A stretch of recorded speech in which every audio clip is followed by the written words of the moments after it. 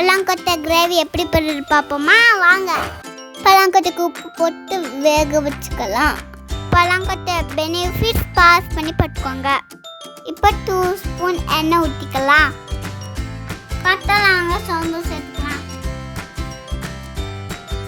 வெங்காயம் சேர்த்து நல்லா வதக்கிக்கலாம். கருவேப்பிலை சேர்த்துக்கலாம். 1 ஸ்பூன் இஞ்சி பூண்டு பேஸ்ட் போட்டுக்கலாம். 1 தக்காளி போட்டுக்கலாம்.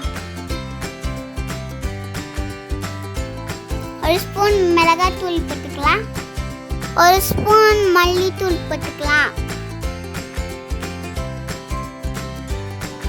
1/4 ஸ்பூன் கரம் மசாலா போட்டுக்கலாம்.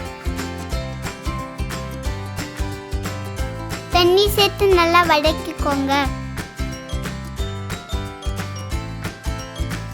வேக வச்ச பல்லாங்கொட்டையை சேர்த்து நல்லா மிக்ஸ் பண்ணிக்கோங்க. கேஸ் ஆஃப் பண்ணிட்டு அதுக்கப்புறம் கொத்தமல்லி போடுங்க. சுவையான பல்லாங்கொட்டை கிரேவி ரெடி ஆயிடுச்சு. சாப்பிட்டு என்ஜாய் பண்ணுங்க.